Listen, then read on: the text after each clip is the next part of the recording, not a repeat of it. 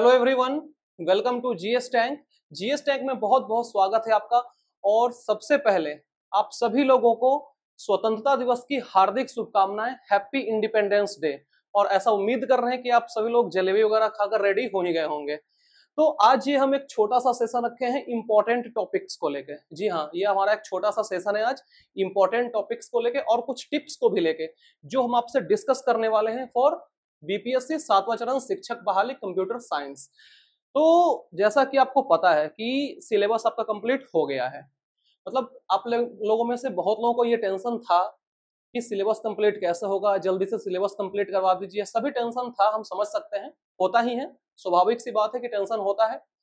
तो अब वो टेंशन आपका खत्म हो चुका है क्योंकि सिलेबस हमारा पूरा कंप्लीट हो चुका है। तो आइए पहले एक नजर डालते हैं इस पे कि हम लोगों ने पढ़ा क्या क्या है। ठीक है, तो सबसे पहले बात करते हैं कि हम लोगों ने पढ़ा क्या क्या है।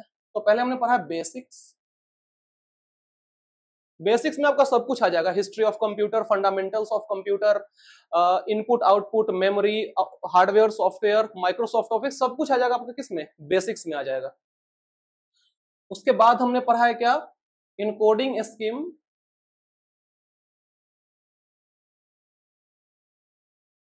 एंड नंबर सिस्टम, ये चैप्टर पढ़ा है। उसके बाद क्या पढ़ा है, तो इमर्जिंग ट्रेंड पढ़ा है।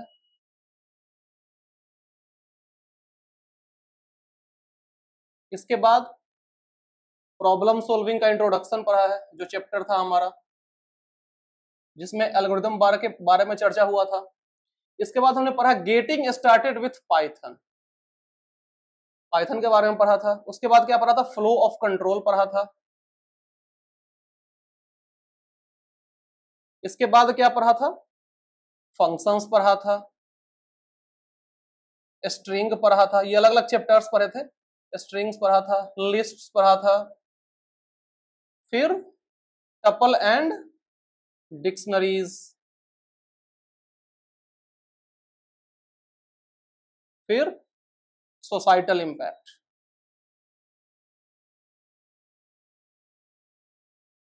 ये हमने पढ़ा था क्लास 11 के लिए। इतने टॉपिक्स को मैंने पूरा कवर किया था including MCQ, complete theory plus MCQ. अब बात करते हैं क्लास 12 का। तो उसमें क्या पढ़ा था, सबसे पहले पढ़ा था एक्सेप्शन हैंडलिंग इन पाइथन और फाइल हैंडलिंग इन पाइथन।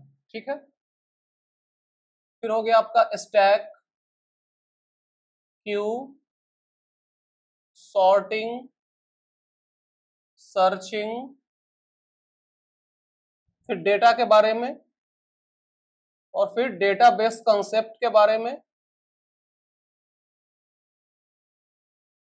इसके बाद पढ़ा था एसक्यूएल के बारे में। इसके बाद ये हो गया 13, 14, 15, 16, 17 एसक्यूएल के बारे में। उसके बाद कंप्यूटर नेटवर्क्स के बारे में, फिर डेटा कम्युनिकेशन,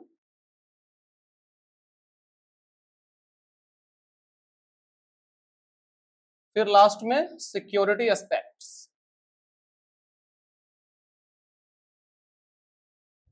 तो इतने सारे टॉपिक्स को हमने कवर कर दिया है, सारे का थ्योरी और सारे का एमसीक्यूज भी। तो उम्मीद हम आपसे करते हैं कि आप ये सभी को अच्छे से पढ़ लिए होंगे, सारे थ्योरी को आप अच्छे से पढ़ लिए होंगे और साथ ही साथ एमसीक्यू का भी प्रैक्टिस कर लिए होंगे। तो अब हम आपको बताते हैं कि इसमें से कौन कौन सा टॉपिक मोस्ट इंपॉर्टेंट है, कौन कौन सा आपको एकदम पढ़ के जाना ही चाहिए एग्जामिनेशन पॉइंट ऑफ व्यू से। तो बेसिक्स तो आप पढ़ ही लीजिए क्योंकि 8 से 10% क्वेश्चन आपको बेसिक से रहेगा। बेसिक में क्या क्या आपका हिस्ट्री हो गया, फंडामेंटल्स हो गया, इनपुट आउटपुट हो गया, मेमोरी हो गया, हार्डवेयर सॉफ्टवेयर हो गया, माइक्रोसॉफ्ट ऑफिस हो गया, वो सारे मैंने अच्छे से पढ़ाए हैं, उसके एमसीक्यू भी करवाए हैं, तो वो आप पढ़ लेंगे। उसके बाद आपका encoding scheme and number system, इसमें आपको कन्वर्जन एग्जाम में पूछ सकता है। बाइनरी, ऑक्टल, हेक्साडेसिमल, डेसिमल, ये जो चारों हमने पढ़ा है वो आपस में जो कन्वर्जन है वो आपसे एग्जाम में पूछा जा सकता है, तो वो आप पढ़ लेंगे। ठीक है, इसके बाद इमर्जिंग ट्रेंड, जो भी इमर्ज कर रहा है अभी ट्रेंड, जैसे आपका एआई हो गया, आईओटीज हो गया, मशीन लर्निंग है, वर्चुअल रियलिटी है, ऑगमेंटेड रियलिटी है, ये सब से क्वेश्चन बन सकता है एग्जाम में। इसके बाद है प्रॉब्लम सॉल्विंग। तो इसमें बस आप बेसिक पढ़ लेंगे कि एल्गोरिथम में कैसे कैसे क्या होता है, जो बेसिक पार्ट है इसका वो आप इसमें पढ़ लेंगे, ज्यादा कुछ इसमें है नहीं। इसके बाद है आपका पाइथन। पाइथन में जो आपका 5वां चैप्टर है एनसीईआरटी क्लास 11 का, इसमें आपको बस बेसिक ही पढ़ना है पाइथन का, ज्यादा कुछ इसमें नहीं पढ़ना है। लेकिन ये सब जो आपको दिख रहा है ना, flow of control, function, string, list, tuple, dictionary, ये सब पाइथन का ही पार्ट है, पता ही है आपको। तो ये सबसे क्वेश्चन बन सकता है। अभी क्वेश्चन कैसा बनेगा, थ्योरेटिकल पार्ट जो है उस पे क्वेश्चन बनेगा, और साथ ही साथ कुछ कोड आपको दे देगा और उसका आपसे आउटपुट पूछ सकता है। तो इस बेसिस पे आपसे क्वेश्चन पूछा जा सकता है। क्लियर है बात? बातों को ध्यान से सुनते रहिएगा। फिर आपका सोसाइटल इंपैक्ट, तो इसमें जो आपको टॉपिक पढ़ना है, नेटिजेंस के बारे में हो गया, कुछ इंटरनेट सिक्योरिटी, इंटरनेट फ्लॉज के बारे में हो गया, कैसे आपको सिक्योर रहना है, ये सब आपको पढ़ना है किसमें, सोसाइटल इंपैक्ट में।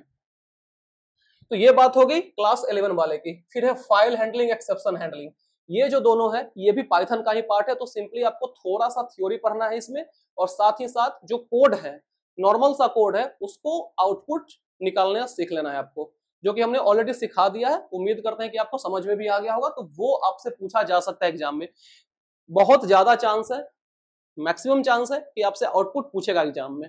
ठीक है। इसके बाद आपका है स्टैक, क्यू, सॉर्टिंग, सर्चिंग। तो ये पार्ट आपका है डेटा स्ट्रक्चर का, और जो आपको पढ़ना है वो पढ़ना है डेटा स्ट्रक्चर यूजिंग पाइथन। ठीक है, ये सब चीजें आपको पढ़ने हैं।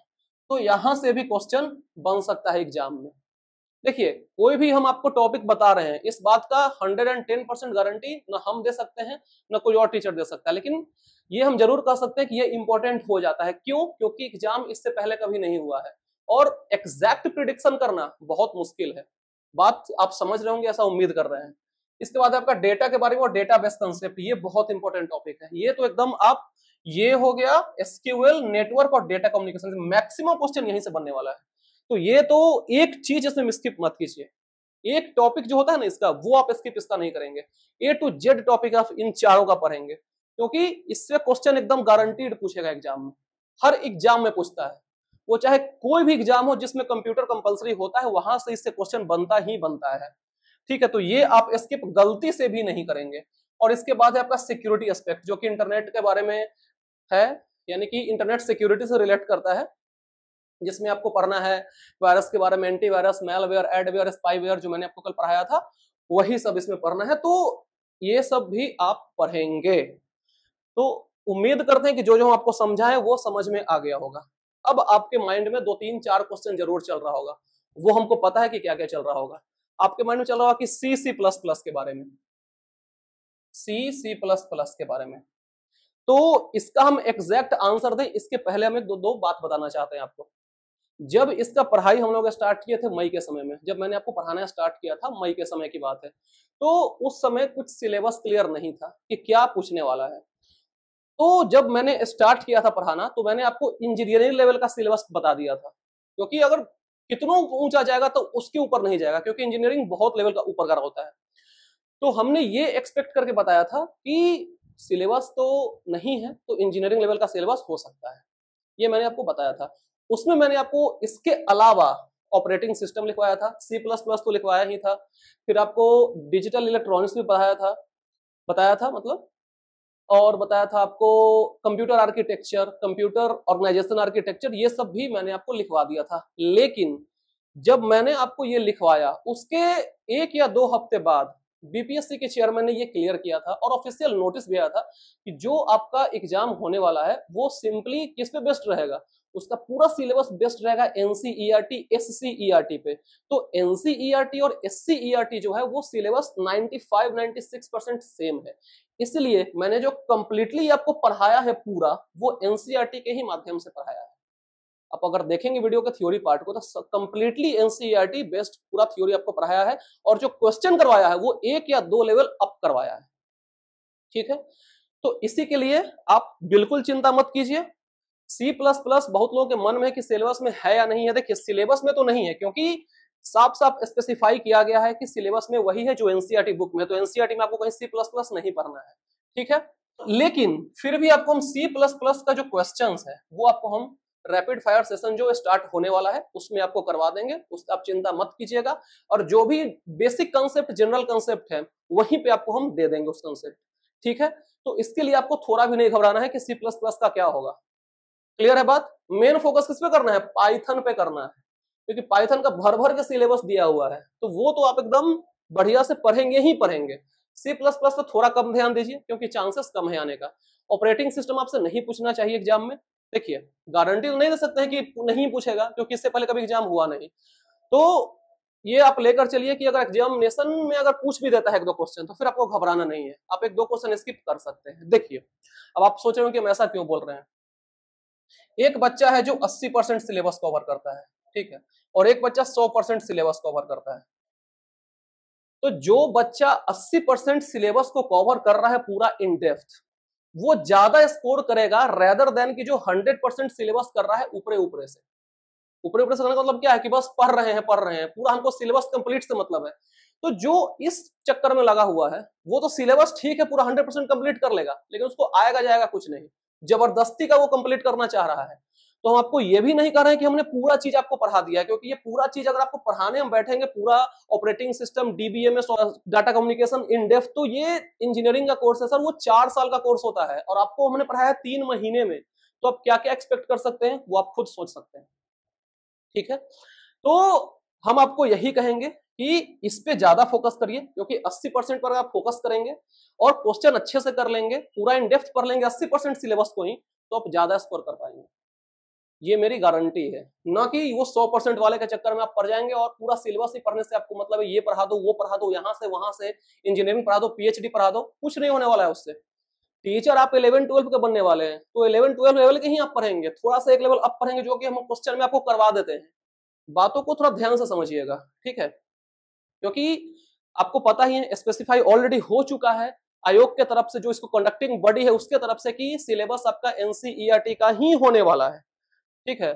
इसीलिए हम कहते हैं कि इस पे फोकस कीजिए, हम आपको ऑलरेडी सारा पढ़ा दिए हैं, घबराना बिल्कुल भी नहीं है, निश्चिंत होकर पढ़िए, पूरा पढ़िए, जितना हम आपको पढ़ाए हैं वो सब। और कोई भी वीडियो आपको पहले का छूट गया है, सारा प्लेलिस्ट, वो चाहे एमसीक्यू का हो तो या फिर थ्योरी का हो, तो पूरा अच्छा से क्रिएट करके रखा हुआ है, आप जाकर विजिट कीजिए। कोई भी अगर टॉपिक आपका मिस हो गया है, छूट गया हो तो, ठीक है। तो हम तो यही कहेंगे कि एग्जाम पहला बार हो रहा है, ना हम सही प्रिडिक्ट कर सकते हैं, ना कोई और मार्केट में सही प्रिडिक्ट कर सकता है, जो मतलब 100% प्रिडिक्शन कोई नहीं कर सकता है। तो बस हम इसी पे चल रहे हैं कि एनसीईआरटी है, एनसीईआरटी हम आपको पढ़ा चुके हैं, तो आप उसी को पढ़ लेंगे सही से, ठीक है। बात क्लियर है? तो ये बात हो गई पूरे इंपॉर्टेंट टॉपिक्स की, आपको क्या करना चाहिए क्या नहीं करना चाहिए, क्योंकि आज हो गया 15 अगस्त और आपके पास जो टाइम बचा है वो ऑलमोस्ट 10 दिन का बचा हुआ है, यानी कि 25 और 26 को आपको एग्जाम है, ठीक है। 25 को आपको लैंग्वेज का है और 26 को मेन कंप्यूटर साइंस का एग्जाम है। तो अब इस 10 दिन में हमारा क्या स्ट्रेटजी होने वाला है, इस पे बात कर लेते हैं। तो आज हो गया 15 अगस्त इंडिपेंडेंस डे, कल हो जाएगा आपका 16 अगस्त। 16 से लेके और 24 अगस्त तक, डेट आप ध्यान में रखिए, 16 से लेके 24 अगस्त तक हमारा आ रहा है रैपिड फायर सेशन, ठीक है, जिसमें हम 50+ क्वेश्चन डेली कवर करेंगे।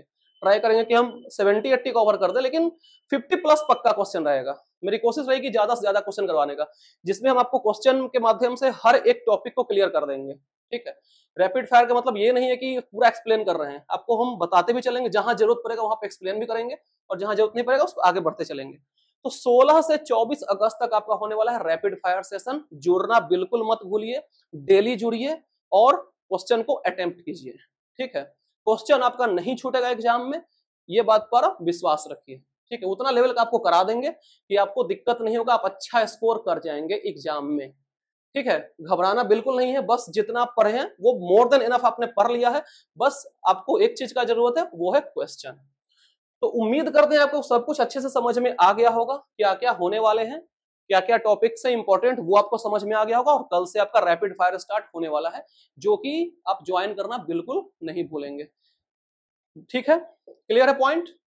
तो फिर मिलते हैं कल रैपिड फायर सेशन में, तब तक के लिए thank you so much, bye bye, take care.